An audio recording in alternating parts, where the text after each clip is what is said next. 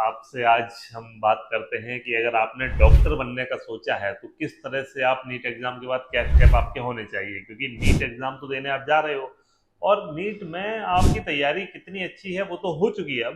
अब केवल एक चीज है कि अगर आपने स्ट्रेस मैनेजमेंट आपका ठीक से कर लिया तो फिर आपका परफॉर्मेंस थोड़ा सा वहां बेटर होगा, उससे आपके मार्क्स भी ज्यादा ही आएंगे। तो एक तो ये चीज है कि आप जा रहे हो तो आप अच्छे मन से जाओ।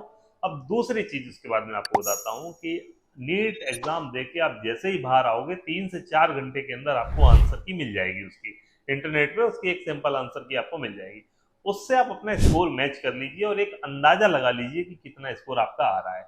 अब उसके बाद उस स्कोर को हम 4 कैटेगरी में बांटते हैं कि या तो आपका स्कोर 150 से नीचे आ रहा होगा, या 150 से 550 तक आ रहा होगा, या फिर 550 से 650 के बीच में, या फिर 650 प्लस। तो अगर आपका स्कोर बिल्कुल 150 से नीचे आया, उस केस में चांसेस है कि आप नीट क्वालिफाई ना कर पाए, और अगर नहीं कर पाते हैं तो उस केस में आपको ये डिसाइड करना है कि 1 साल और रिपीट करना है या फिर कोई और करियर ऑप्शन सिलेक्ट करना है। तो वो आप अपने हिसाब से देख सकते हैं। सेकंड, कि आप नीट क्वालिफाइड हैं बट आपके मार्क्स 550 से नीचे हैं।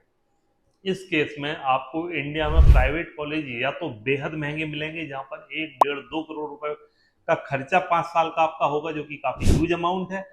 या फिर आपको कोई लो ग्रेड का ऐसा कॉलेज मिलेगा, क्योंकि आपको पता है इंडिया में पिछले साल ही 700 से ज्यादा तो सीटें केवल एक स्टेट के अंदर ही खाली रह गई थी। मेडिकल की सीट की बात कर रहा हूँ, एमबीबीएस के लिए लोगों ने एडमिशन ही नहीं लिया। और ये होता चला आया है पिछले 3-4 सालों से। अगर देखो तो कहीं ना कहीं काफी संख्या में सीट खाली रह जाती हैं, क्योंकि स्टूडेंट्स आज के समय में ये नहीं चाहते कि उनको इंडिया में कहीं सरकारी कॉलेज ही मिल जाए। उनकी चॉइस है कि इंडिया में एक अच्छा सरकारी कॉलेज मिल जाए जहाँ फीस कम हो बट फैसिलिटीज अच्छी हो। अगर ये दोनों चीजें नहीं हो रही तो ऐसा नहीं है कि कहीं कोई छोटा मोटा कॉलेज खुला हुआ है जहां पर ना कोई फैकल्टी है, ना फैसिलिटीज है, ना फिर कोई क्लिनिकल रोटेशन अच्छा होता है, तो वहां आज स्टूडेंट्स की वो चॉइस भी नहीं है। तो ये डिसाइड करना है कि आपको क्या करना है। अब इस कैटेगरी में आने वाले स्टूडेंट्स अधिकतर एमबीबीएस अब्रॉड के लिए ही ऑप्शन को सिलेक्ट करते हैं और सबसे पहले अप्लाई करते हैं। और सबसे अच्छा कॉलेज अक्सर इन्हीं स्टूडेंट्स को मिल जाता है जिनका स्कोर 150 से 550 के बीच में होता है। तो एमबीबीएस अब्रॉड इनके लिए तो प्राइम ऑप्शन है। सेकंड, स्टूडेंट्स ऐसे होते हैं जिनका 550 से ऊपर का स्कोर आया बट 650 से नीचे का है। ऐसे में उनको लगता है कि उन्हें कोई अच्छा मेडिकल कॉलेज मिल सकता है, और कई बार उनको कहीं सेकंड राउंड थर्ड राउंड में कोई कॉलेज मिलने के चांसेस हो भी जाते हैं। ऐसे में वो लोग जाते हैं काउंसलिंग करने के लिए, और काउंसलिंग करते हैं, रिपीट करते हैं, और कई बार मॉप अप राउंड और बहुत सारे सेकंड थर्ड राउंड में उनको कहीं कोई कॉलेज उनकी किस्मत से भी, और कई बार अपॉर्चुनिटीज को आपने अगर ट्रैक कर रखा हो तो सही से आपको कहीं कॉलेज मिलने के चांसेस हो भी जाते हैं। अब कॉलेज आपको मिल रहा है, आपकी फीस रेंज में आता है, आप उसको ले सकते हैं। और अगर ये करते करते आपका अक्टूबर आ गया और यहाँ पर आपको कॉलेज नहीं मिला इंडिया में, देन फिर आप विंटर इनटेक में कहीं जहाँ पर एक अच्छा ऑप्शन हो आपको, आप वहां जा सकते हैं। अधिकतर student Kursk state medical university winter intake में सिलेक्ट कर लेते हैं। उसमें स्कोर ऐसा ही होता है स्टूडेंट का 550 650, क्योंकि विंटर में एक ही यूनिवर्सिटी है जो इनटेक लेती है। तो कई बार स्टूडेंट्स जो यहाँ काउंसलिंग करते करते उनको अक्टूबर नवंबर आ जाता है, आखिरी राउंड की काउंसलिंग करते हैं और मन मुताबिक कॉलेज नहीं मिल पाता है, अफोर्डेबल रेंज में नहीं मिल पाता है, तो वो लोग फिर रशिया में चले जाते हैं। जनवरी से उनका कोर्स स्टार्ट हो जाता है। तो एक तो ये हो गया। और 650 से ऊपर है तो उनको पता है कि सरकारी कॉलेज कोई मिल ही जाना है और अच्छा मेडिकल कॉलेज मिल जाना है, तो वो लोग तो इंडिया में ही ऑप्शन ले लेते हैं। अब सेकंड और थर्ड कैटेगरी में आने वाले स्टूडेंट्स की बात करता हूँ जिनका स्कोर 550 से नीचे है या फिर 550 से 650 के बीच में, तो उनको तो मैंने बता दिया, वो लोग तो विंटर इनटेक, अधिकतर स्टूडेंट्स विंटर इनटेक रशिया में ही प्रेफरेंस देते हैं, क्योंकि यहाँ काउंसलिंग करते हैं, अपने चांसेस का पूरा इस्तेमाल करते हैं कि हो सकता है कि second round third round fourth round में कहीं ना कहीं हमको कोई ना कोई मेडिकल कॉलेज मिल जाए। अब आपको करना क्या है कि जैसे ही एग्जाम होता है वैसे ही सबसे पहले आप अपने आंसर की मैच कर लीजिए और उसके बाद में अपना स्कोर निकाल लीजिए, और उसके साथ ही अभी आपको अच्छे ऑप्शंस मिल जाएंगे एमबीबीएस अब्रॉड के लिए। अब्रॉड में क्या होता है, काफी यूनिवर्सिटी जो गवर्नमेंट मेडिकल कॉलेज है, पुरानी यूनिवर्सिटी है, 100 ईयर ओल्ड लेगेसी है उनकी, बहुत बेहतरीन उन्होंने डॉक्टर्स बना के दिए हैं इतने सालों में। 150 ईयर्स ओल्ड यूनिवर्सिटी है, कुछ 200 ईयर्स ओल्ड यूनिवर्सिटीज हैं। ऐसी यूनिवर्सिटीज में स्टूडेंट्स अप्लाई कर देते हैं।